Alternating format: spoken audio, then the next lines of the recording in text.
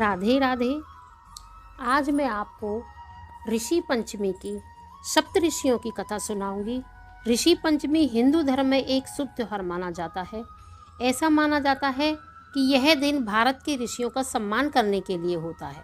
ऋषि पंचमी का अवसर मुख्य रूप से सप्त ऋषि के रूप में सम्मानित महान 7 ऋषियों को समर्पित किया जाता है। पंचमी शब्द 5वें दिन से संबोधित होता है और ऋषि का प्रतीक माना जाता है। इस प्रकार ऋषि पंचमी का पवित्र दिन को महान भारतीय ऋषियों की याद के रूप में मनाया जाता है। यह शुक्ल पक्ष के 5वें दिन पंचमी तिथि की भाद्रपद महीने में मनाया जाता है। आमतौर पर यह त्योहार गणेश चतुर्थी के 1 दिन बाद मनाया जाता है और हरतालिका के 2 दिन बाद। यह त्योहार सप्त ऋषियों से जुड़ा हुआ है, जो कि 7 ऋषि हैं। ऋषि पंचमी के दिन ऋषि कश्यप, ऋषि अत्रि, ऋषि भारद्वाज, ऋषि विश्वामित्र, ऋषि गौतम, ऋषि जगदम्नि और ऋषि वशिष्ठ की पूजा की जाती है और ऋषि वशिष्ठ की पत्नी अरुंधति की पूजा की जाती है, जिन्होंने पृथ्वी से बुराई को खत्म करने के लिए अपने जीवन का त्याग किया था और मानव जाति के सुधार के लिए काम किया था। यह महान ऋषि सिद्धांतबद्ध और आध्यात्मिक धार्मिक माने जाते थे और उन्होंने अपने भक्तों की भलाई को और मानवता का मार्ग लेना सिखाया था। हिंदू मान्यताओं के अनुसार शास्त्रों के संत द्वारा अपने भक्तों को अपने ज्ञान और बुद्धि से शिक्षित किया करते थे, जिससे कि हर कोई दान, मानवता और ज्ञान के मार्ग का पालन कर सके। मासिक धर्म के दौरान महिलाओं द्वारा अनजाने में की गई भूल की क्षमा याचना के लिए हिंदू धर्म में ऋषि पंचमी का व्रत किया जाता है। हर साल भाद्रपद के शुक्ल पक्ष की पंचमी तिथि को ऋषि पंचमी का व्रत किया जाता है। ऋषि पंचमी के व्रत को या तो जब कन्याएं रजस्वला नहीं हो उससे पहले कर लें या स्त्रियां उसके बाद बंद होने के बाद करें। ऋषि पंचमी का व्रत बहुत ही शुद्ध और सात्विक है। ऋषि पंचमी के दिन सुबह जल्दी उठकर इस व्रत को विधि विधान से पूजा करने से व्यक्ति का कल्याण होता है। इस दिन सप्त ऋषियों की पारंपरिक पूजा करने का विधान होता है। इन 7 ऋषियों के नाम हैं कश्यप ऋषि, ऋषि अत्रि, ऋषि भारद्वाज, ऋषि विश्वामित्र, ऋषि गौतम, ऋषि जगदम्नि और ऋषि वशिष्ठ। इन ऋषियों द्वारा समाज कल्याण के लिए काम किया जाता है। इसके लिए उनके सम्मान में यह व्रत और पूजन किया जाता है। हिंदू धर्म के पौराणिक ग्रंथों के अनुसार कोई भी व्यक्ति, खासकर महिलाओं द्वारा इस दिन सप्त ऋषियों का पूजन करने से सभी पापों से मुक्त हो जाते हैं। प्राचीन किंवदंती है कि महिलाओं को रजस्वला दोष लगता है, इसीलिए कहा जाता है कि ऋषि पंचमी व्रत करने से मासिक धर्म के दौरान भोजन को दूषित किए जाने वाले पाप से मुक्ति की प्राप्ति होती है। भाद्रपद पंचमी को ऋषि पंचमी कहा जाता है। इस व्रत को स्त्री मनुष्य जीवन में किए गए पापों की मुक्ति के लिए करती हैं। ऋषि पंचमी का व्रत रखने वाले व्यक्ति को किसी नदी या जलाशय में स्नान करके उसके द्वारा आंगन वेदी बनाई जाती है। इस दिन अनेक रंगों से रंगोली बनाकर मिट्टी का तांबे या घट कलश स्थापित किया जाता है। कलश को वस्त्र से लपेटकर उसे ऊपर से तांबे या मिट्टी के बर्तन में जौ भरकर रखा जाता है। इसके बाद कलश का फूल, गंध और अक्षत आदि से पूजा की जाती है। इस दिन प्राय लोग दही द्वारा और साठी का चावल खाया जाता है। इस व्रत के दिन नमक का प्रयोग नहीं किया जाता है। दिन में केवल एक ही बार भोजन करना चाहिए। ऋषि पंचमी व्रत के दिन कलश आदि पूजन सामग्री को ब्राह्मण को दान में दिया जाता है। पूजन के बाद ब्राह्मण भोजन कराकर ही खुद प्रसाद लेना चाहिए। तो यह थी संपूर्ण ऋषि पंचमी की पूजा विधि का वर्णन। और अब सुनते हैं ऋषि पंचमी की कथा। सतयुग में सत्येंद्रजीत नामक एक राजा था। उस राजा के राज्य में सुमित्र नाम का एक ब्राह्मण रहता था, जो कि वेदों का विद्वान था। सुमित्र खेती करके अपने परिवार का भरण पोषण करता था। उसकी पत्नी का नाम जयश्री था, जो कि बहुत सती थी और साध्वी पतिव्रता थी। वह खेती के कार्यों में अपने पति का सहयोग किया करती थी। एक दिन उस ब्राह्मण की पत्नी ने रजस्वला अवस्था में अनजाने में घर का सारा काम कर लिया और पति को भी स्पर्श कर दिया। देवयोग से पति पत्नी का शरीरांत एक ही साथ हुआ था।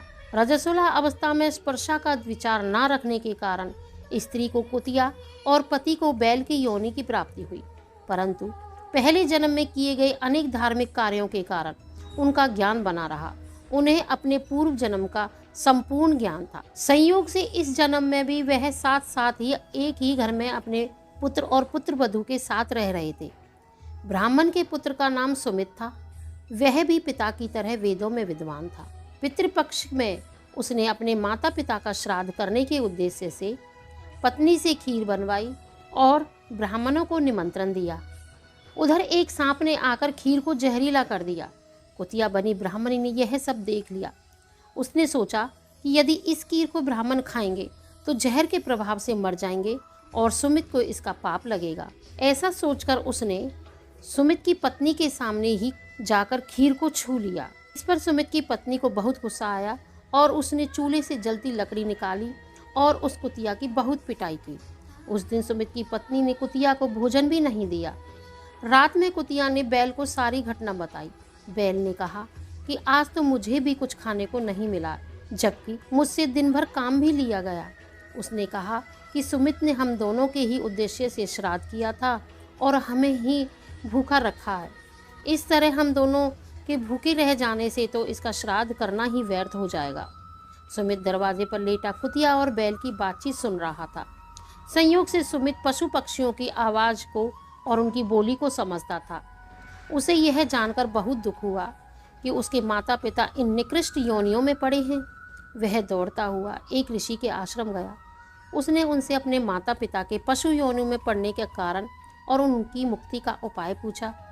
ऋषि ने ध्यान और योग बल से सारा हाल जान लिया। सुमित से कहा कि तुम पति पत्नी भाद्रपद शुक्ल पक्ष की पंचमी को ऋषि पंचमी का व्रत करना होगा और उस दिन बैल के जोतने से पैदा हुआ कोई भी अन्न नहीं खाना होगा। इस व्रत के प्रभाव से तुम्हारे माता पिता की मुक्ति प्राप्त हो जाएगी।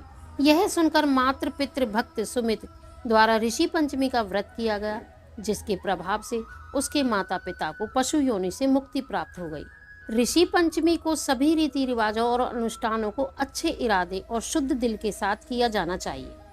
व्यक्ति के इरादे और शरीर आत्मा के शुद्धिकरण के लिए एक महत्वपूर्ण भूमिका निभाते हैं। भक्त सुबह उठते हैं और उठने के बाद ही पवित्र स्नान किया करते हैं। लोगों द्वारा इस दिन एक कठोर ऋषि पंचमी व्रत रखा जाता है। इस व्रत को रखने का मुख्य उद्देश्य एक व्यक्ति को पूरी तरह से पवित्र किया जाता है। व्यक्ति को जड़ी बूटी के साथ दांतों की सफाई करनी चाहिए। उस जड़ी बूटी को ओंगा कहते हैं। डाटा वार्ण जड़ी बूटी के साथ स्नान करना चाहिए। इन सभी जड़ी बूटियों का मुख्य रूप से शरीर के बाहरी शुद्धिकरण के लिए उपयोग किया जाता है और मक्खन, तुलसी, दूध और दही का मिश्रण आत्मा की शुद्धिकरण के लिए किया जाता है।